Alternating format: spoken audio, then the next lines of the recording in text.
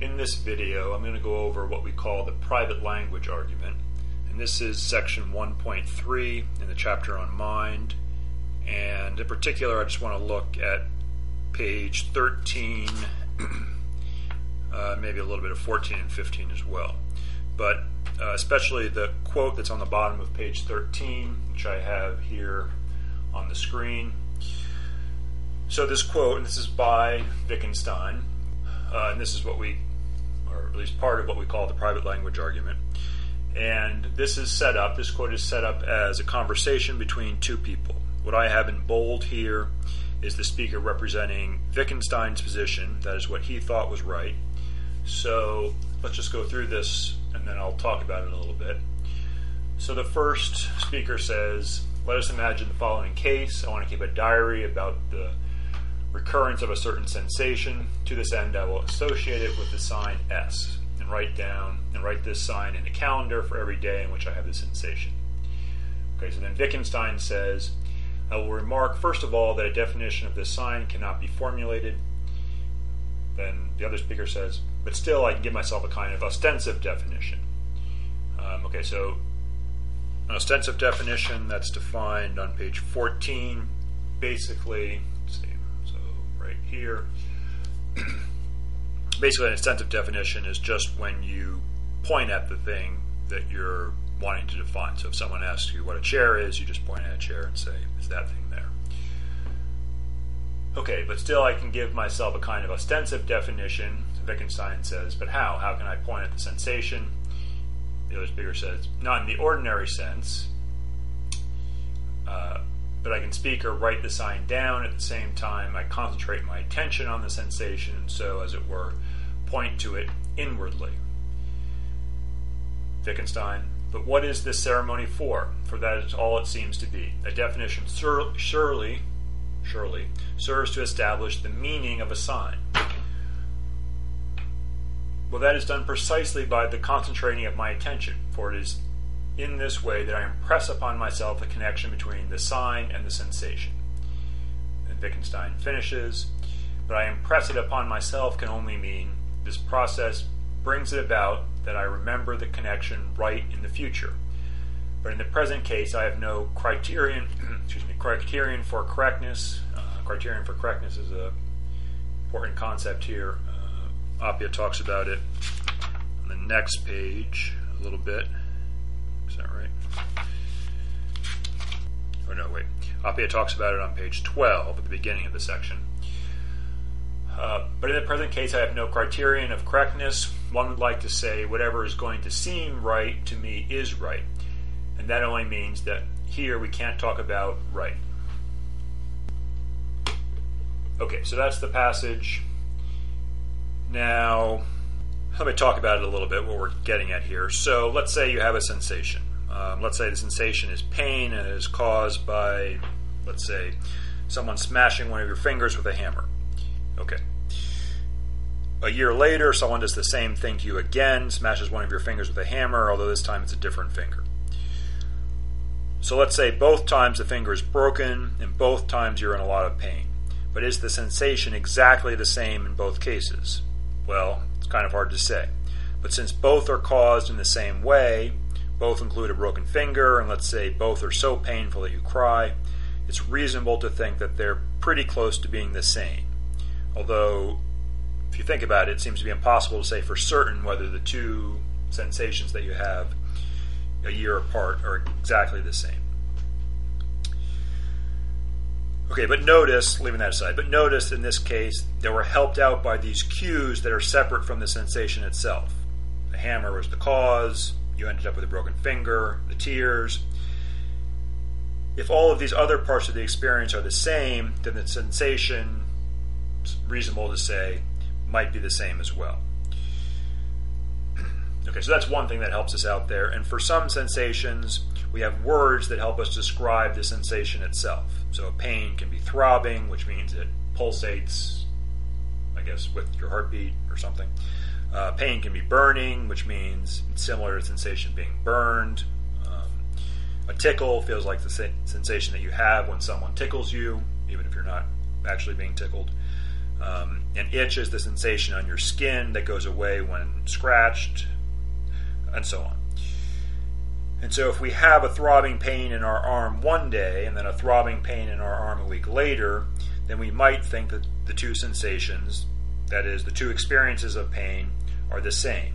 Although, again, it's a little hard to verify that they're exactly the same. But, again, if you can say it's throbbing because it's kind of pulsating in the right kind of way, it's in your arm, or we have the inclination to say that they're the same. Okay, but now let's get to a harder case. This is the one that Appia describes on page 13. So we can start, let's see here, where are we? Suppose that I have an experience that I have never had before. Okay, right here. Since it is new, I might want to give it a name just so that if it ever comes along again, I can remember that I have had it before. So I call the experience a twinge. I know exactly what a twinge is like, and I just decide to refer to things like that as twinges. Of course, I cannot show you a twinge, and since I don't know what caused it in me, I don't know how to produce one in you either. So my twinge is essentially private. I know about it, and no one else can. Okay, so here we're talking about something that's a little bit different than being hit on the finger with a hammer. This is totally cut off from any cues from the external world. So let's just imagine, here we are, here you are, superhero dude. So you have this sensation, and let's say, we can say it's in your torso maybe, but you don't know what caused it. You don't know exactly where it is, even if it's in your torso. But there it is. Okay, so you have no cues, there's nothing that caused it, there's not really any way to describe it. There's just this brand new sensation, and you don't know, like I said, what caused it. Nevertheless, you name it a twinge. Okay, now let's go back to the passage here and look at this again, now that we have an example in mind. Okay, so let's say this is me, I'll be me, the one who's having the twinge, and Wittgenstein will be the one who's speaking to me. So let's imagine the following case. I want to keep a diary about the recurrence of a certain sensation. To this end, I associate it with the sign. Actually, so here we'll call it a twinge. And write this term in a calendar for every day on which I have the sensation. Wittgenstein says, I will remark, first of all, that a definition of twinge cannot be formulated. But I say, but I still can give myself a kind of ostensive definition. How? Can you point to the sensation? And I say, not in the ordinary sense, but I speak or write the word down, that is, I write the term down, twinge down, and at the same time I concentrate my intention on the sensation. And so, as it were, point to it inwardly. And then Wittgenstein's all like, but what is this ceremony for? For that is all it seems to be. A definition surely serves to establish the meaning of a term. Well, that is done precisely by the concentrating of my attention, for in this way I impress upon myself the connection between the word twinge and the sensation that I'm having.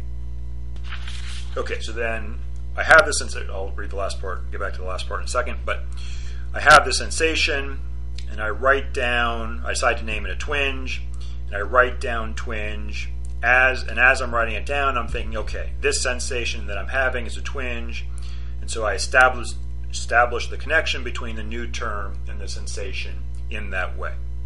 The question is, can I use the term twinge correctly in the future? And by correctly we mean, can I use twinge to refer to the same sensation that I'm having right now every time I use the word twinge? All right, so that's the kind of setup, or that's the way we set up the problem, and then Wittgenstein's critique comes at the end there. And actually, rather than reading this last bit, right here, I'm going to look on page 15 and read the paraphrase that's there. Okay, so Wittgenstein says to me, what do you mean by saying you impress the connection upon yourself? All you can mean is that you do something whose consequence is that you remember the connection correctly in the future. But what does it mean in this case to say that you have remembered it correctly? In order to be able to make sense of saying that you have remembered it correctly, you must have a way of telling whether you have remembered it correctly, a criterion of correctness. And how would you check in this case that you've remembered it right? So that is, I'm using the word twinge 2 weeks later. How do I check that I'm using it to refer to the exact same thing? Okay, so that's the private language argument. You can think about it. You should read it carefully on your own. But lastly, I just want to remind you, or us to remind ourselves, why Appia is talking about this, why it's come up here in this philosophy of mind stuff. So it's always good to just look back sometimes at what we're talking about. So on page 11, this is page 11 here, Appia is distinguishing between behaviorism and Descartes' theory of mind. According to behaviorism, what we believe is observable by anyone around us. For Descartes, on the other hand, as Appia says, okay, so here in the middle of page 11, Descartes thought that belief was a private matter. That had two consequences. First, that you know for sure what you believe. Second, that only you know for sure what you believe. Okay, so that's kind of the most important thing here. We've got that for Descartes, thought is, or anything that goes on in the mind is essentially private, or in principle private.